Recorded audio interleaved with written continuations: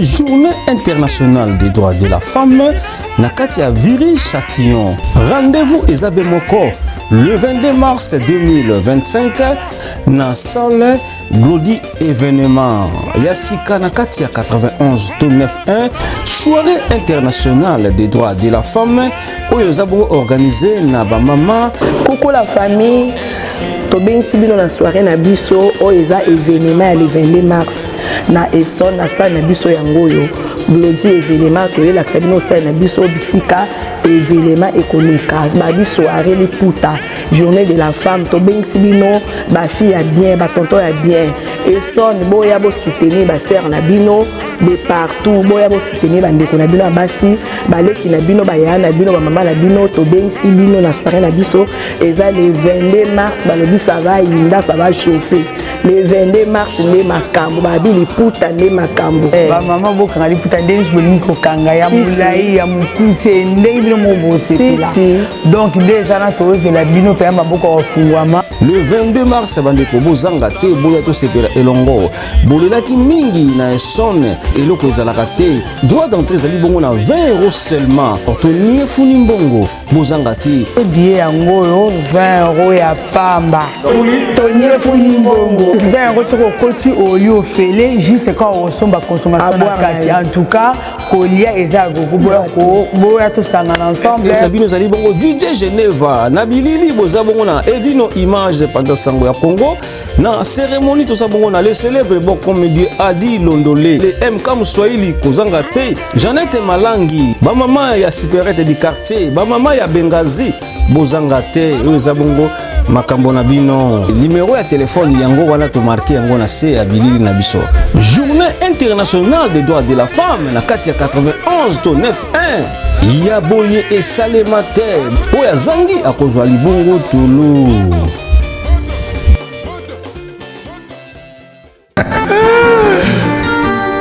Patrick Malwavengi Papa nini na balobele lo banda kunati au monde tant on les kai kuna na au monde tant katisi au monde ba mama ko sobele la na bande ko ba kanisa suki mais biso pe bata ba agence ne to ko bele na château rouge mais na moni na carton il ngelo bozo tina na mbokati tina na mboko ozo tina kandi na telemiawa na nzela na tina ka biloko komaka bien yango so mo ezali opesanga comme ça na tina na mboka oza na agence ya ezanini menga zo ke na agence pour na tika biloko nanga pour na confiance agence non mais ça to kende comme ça boyete ngana zana mutu na tindaka Global Express et paya Patrick Malwavengi kuna nde nazana assurance bon papa nazana carte ya fidélité problème ezate obebana papa do zo kanga muyibi okanga muyibi nakangi muyibi ko papa na lesa bana na musala papa na musala muyibi sunganga papa na musala ndi Patrick Malwavengi ye Global Express awa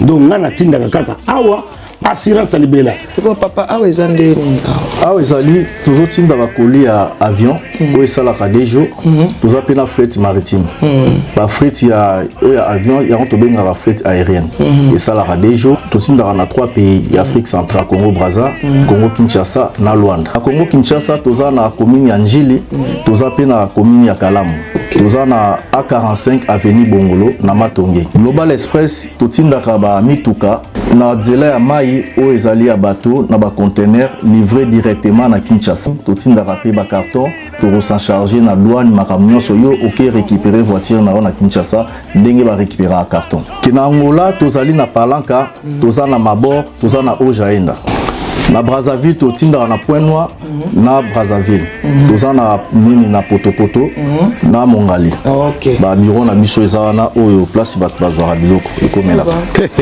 omoni nini osongi maboko pambati kasi pona tiki yango na Global Express otindi na tindi ko ndako tolo baboye bazo benga nga bazwi déjà vitesse wapi oh papa vous avez pas contact nango te ya agence nango vous avez pas contact nango 25 rue Léon Château Rouge Global PM Express agence ya fret ya mboka na biso moko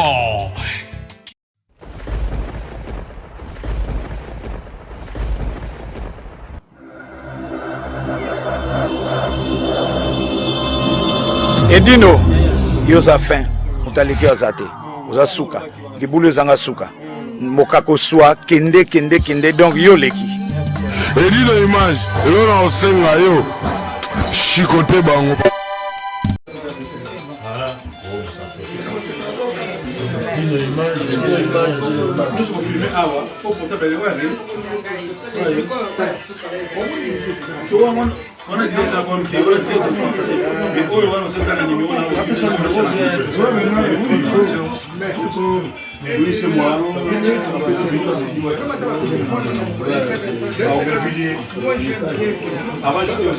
Alors grand-père, est-ce que date à les 8 toi c'est la nini?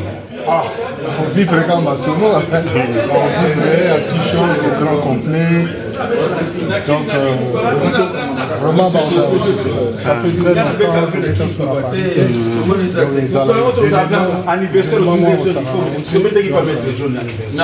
Bah invité surprise. On a pas le baraté. On va le baraté, mais invité surprise Bazali. On se fait la macasse. Merci grand-père.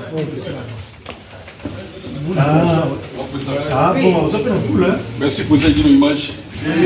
Merci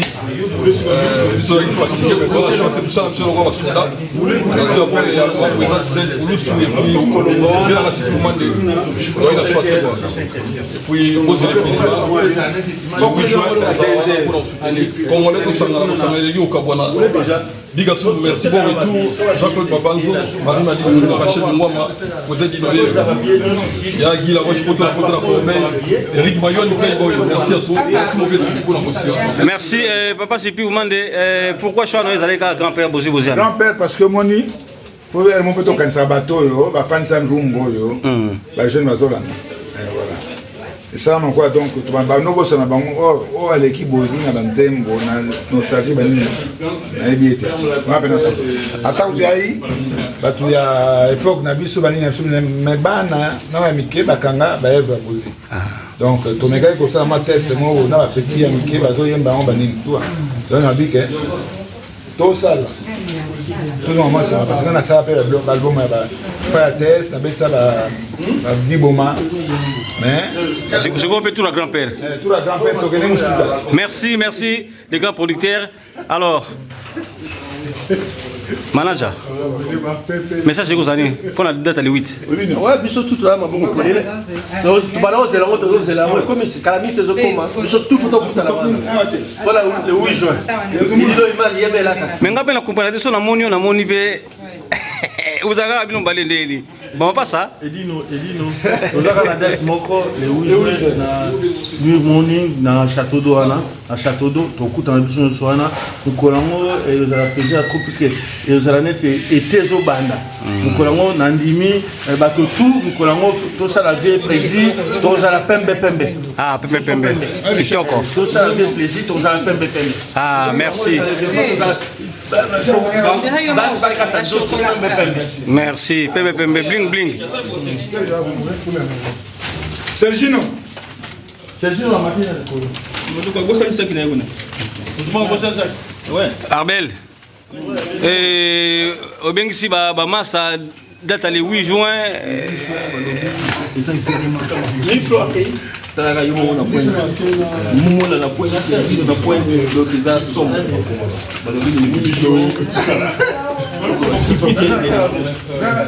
Dodoli mon cher. Tu rêves bango les gens na série ba chaîne stéréo bolo abonza quoi.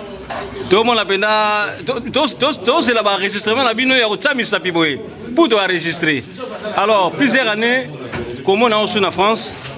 Na petit chose en France tous a reçu en France na Bruxelles tu vas yo cadeau Dodoli ba mona yote. Mais à travers Banambeteng News, na pendant Sangwa Congo, ba mona Dodoli encore. Mbouta, au Kolo Bani pour la date le 8 juin. Le 8 juin, parce que bon voilà,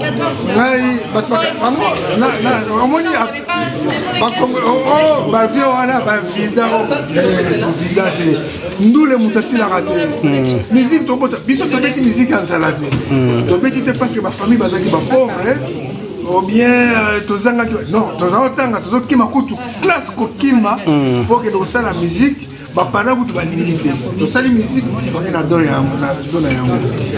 donc les musiciens na travaillé avec monsieur Belé na Congo. Mais mingi to yeba ki openda na anti-choc. Bon, voilà. Donc, à partir d'Antichoc, tu travailles à grand-père d'Antichoc. On a fait dans la salle de l'eau en solo. Mais voilà, grand-père a sollicité pour les lots. Un grand événement, les 8 juin. Oui, les 8 juin. On a remarqué, il faut na épaulé. Bamon a soudo de l'ina, pembe na grand-père. Donc, Nazari, et puis la bête à danser. Et solo, hein? Grand guitariste, je répète, hein. Je suis parmi les grands guitaristes congolais. Pour Banga Okakola Batula Congo. En tout cas, franchement, Bapesanga titre Wana, un grand guitariste. La bêta. Alors, on met un grand-père, la bêta, un grand chanteur, le grand-père. Un grand chanteur, un grand musicien. On a travaillé et puis donc voilà, il y a un résultat. Merci beaucoup, merci. La musique, ça chanter, ça s'appelle guitare. Comment on a négligé la guitare? Batasima, guitariste, on a un musicien. Mais souvent, les guitaristes peuvent se retrouver dans le Congo. Mais la Congo ne va pas se retrouver pour la nuit. Mais guitare, il y a un musique. Mais en tout cas, photo yambo pendant la bande embêtée, nous les capitaines la bande embêtée, nous le bapenda. Tu yambo pendant l'invité émission mobile au solo là. Ah oui, na koloba yango, mais éviter mais vraiment au Congo, kasi yango na Congo zo makasima. Congo zo makasima pourquoi? Parce que ba yebi réalité. Mais à partir du moment où vous appelez vous benga batu, on va mettre un instrument, vous benga bango batasima, mais vous zo makasima. Tout à fait. Mais bango on a des musiciens zoka.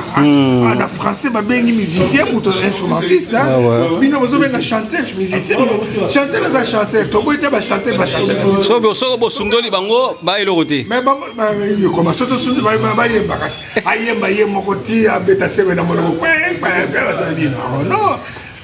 Merci, mais grand-père Aza Yanga. Grand-père Aza, bino baba, batu ba yebi bango ba yebi, batu tout ba yebi grand-père, batu tout. Ah, merci. Merci Mboudato Yamba, on a émission Mobima, ouais.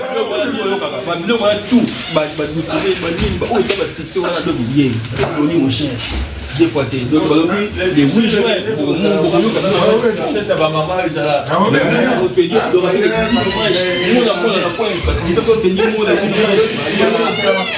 merci.